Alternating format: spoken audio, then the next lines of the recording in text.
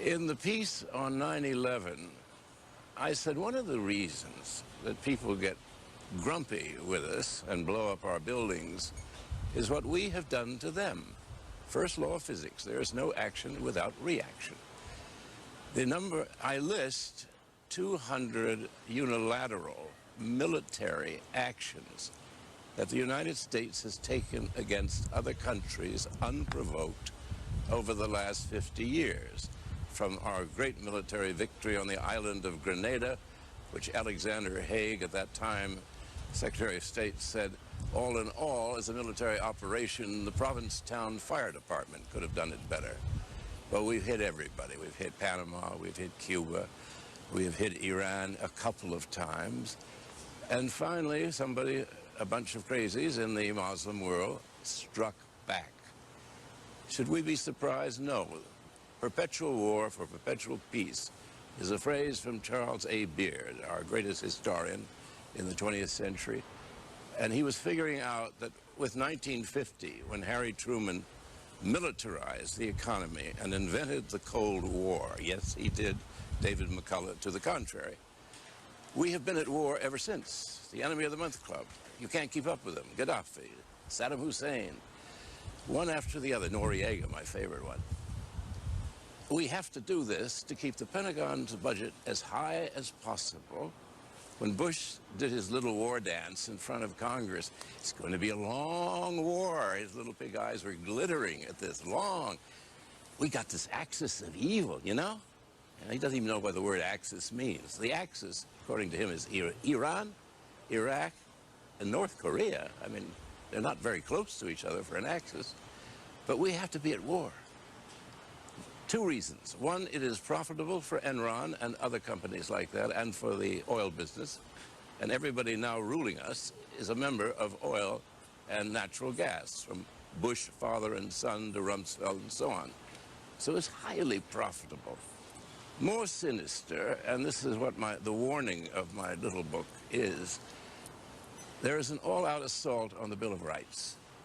We have lost more in the last 5 years, starting with Clinton in the wake of Oklahoma City, signed a National Terrorist Act.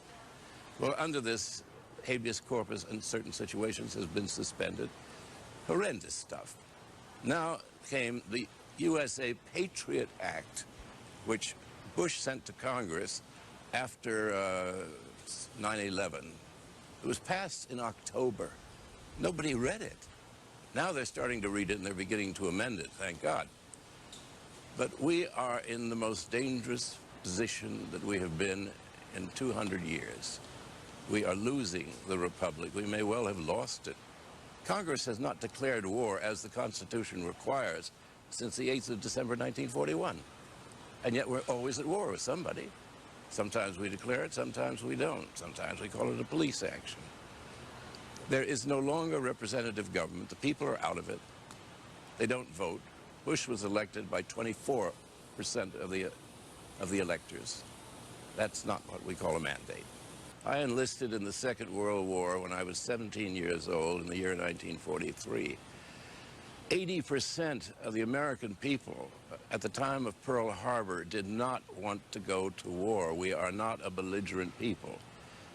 Corporate America is belligerent. They want markets. All this business in Afghanistan is simply to get our hands on Caspian oil. There are 5 former republics of the Soviet Union. It's the greatest concentration of oil and natural gas in the world. That is why we invaded Afghanistan. It had nothing to do with, we pretend it's revenge, and to a degree it is, for what they did to us. But we had planned that invasion before September 11th. We had planned to go into Afghanistan in October. What is at fault, which is depressing you, and it certainly depresses me, is the media is corporate owned and reflects entirely the people at Enron, the people who profit from military procurement contracts. We don't have representative government because it costs too much. We, the people, can't afford a senator. Enron can afford to buy lots of senators, and so can General Electric and Northrop and Lockheed. I'm sitting here in Los Angeles, where these are powerful entities, as our senators are usually defense contractors. We need, I'll tell you what we need, and we're going to get it, is a major depression. I hate to be even more depressing, but out of that will come just money goes out of the system. There will not be that much money for the madcap religious right to be financing illegally candidates. There won't be that much money to pay for 7,000, I think it is, lobbyists that take over the Congress. Then we start again in a much more modest way, and since I am very old-fashioned and extremely conservative, we might get the Constitution back. I know I'm a dreamer, but it'll come back after a lot of storm and stress. If you notice, the rulers of our country are forever trying to order things in foreign countries that they've never heard of until that morning's crisis. I think we spend far too much time worrying about other countries bringing them freedom and democracy, something we do not have and might experiment with one day. The Israel lobby, between buying senators and intimidating them, has got a permanent 2/3 majority of the Senate, which will always report for duty whenever commanded to, and 2/3 is enough to override a presidential veto. And every time they invoke this, they are saying, don't bother with us, we want to do things our way, and if you try to, if you object to what we're doing, for instance, Clinton wanted Arafat to come to the United Nations. Anybody can come there, it's neutral ground. Immediately, 2/3 of the Senate passed a sense of the Senate saying, we don't want him in the United States, and he couldn't come.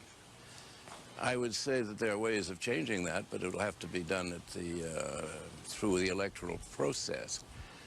And that's done by cutting back on the cost of elections.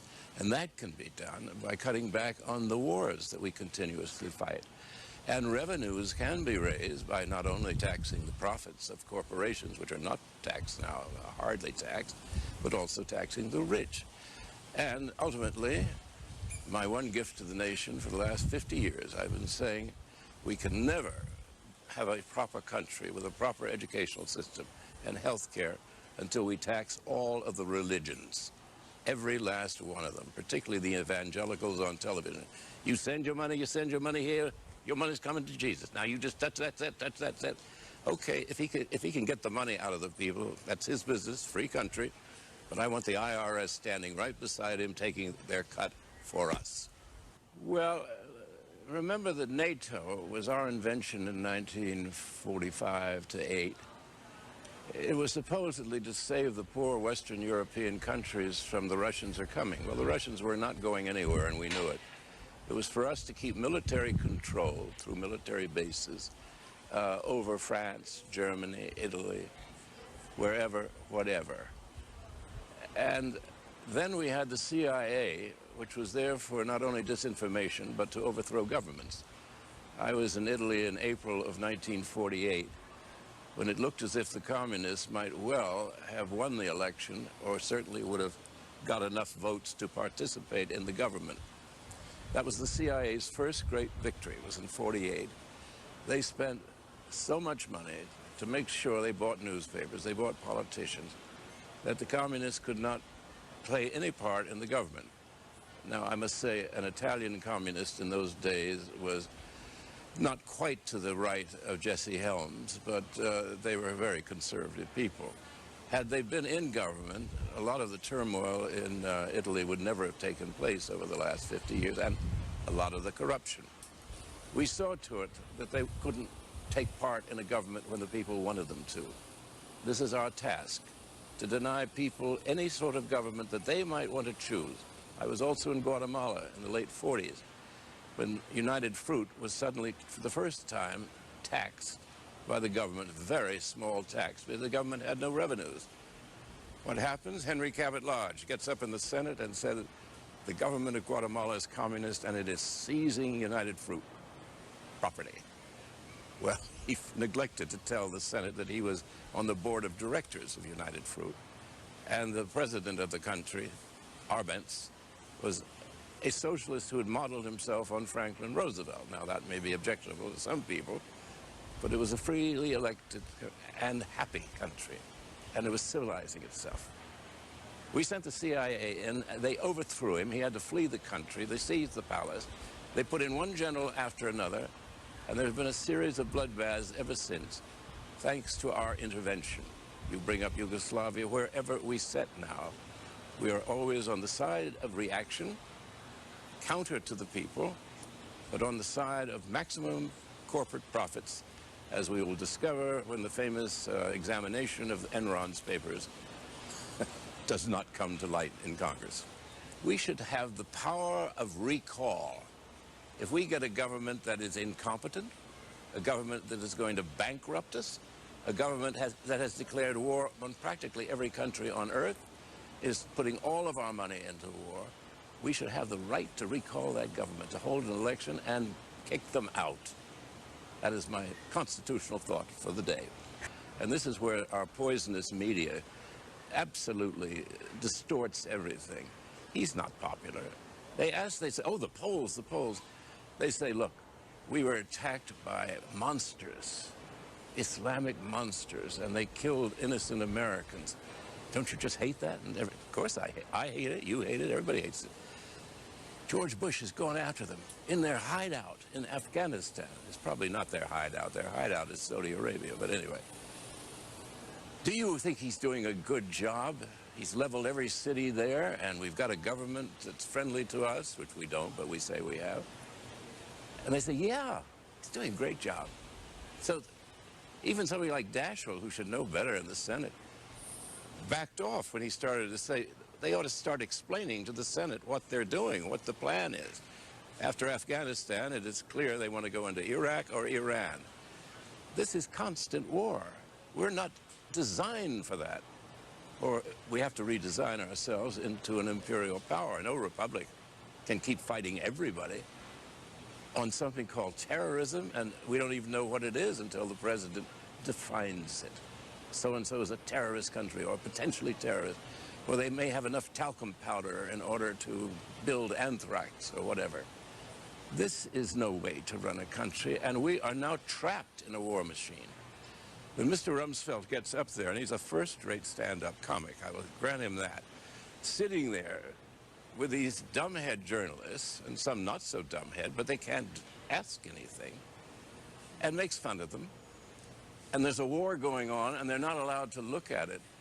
Part of my time in Europe is reading the papers. I can find out about what's happening in these wars that we fight, and you certainly can't find out about it in the New York Times, because they're going to follow the party line.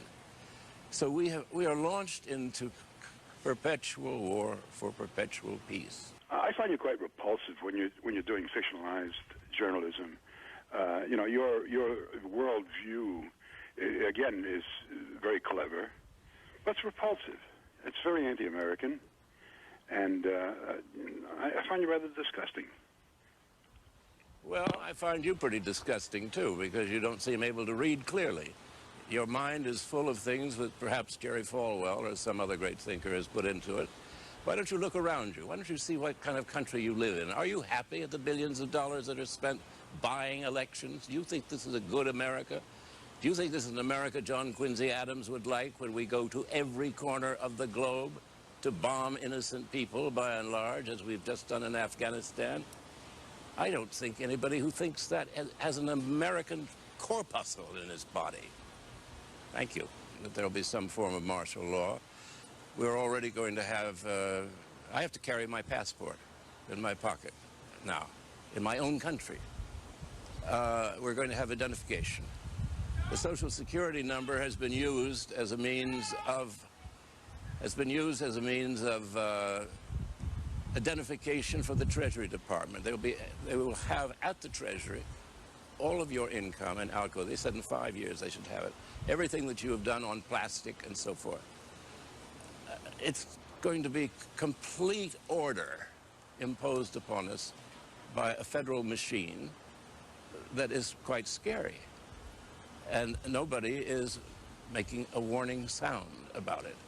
Most people, when they think about it, don't like it. But I was in a movie called Bob Roberts, which we improvised a lot, Tim Robbins and I play a worthy, ineffectual liberal senator, and he's a sort of homegrown fascist. And somebody's asking me at the end of it why I was defeated and so on, and why the liberals never did anything, and allowed the country to fall into the hands of a fascist. And I found I was improvising the dialogues, and I said, well, you know about the frog? If you take a frog and you put him in a bowl of, in a pan of boiling water, he'll die quickly and horribly and in great agony. If you put that frog in a pan of cool water, you put it on the stove, turn the heat on gradually, he's cooked and he's dead, and he didn't feel a thing for about an hour. I said, that's what happened. That's how we got where we are.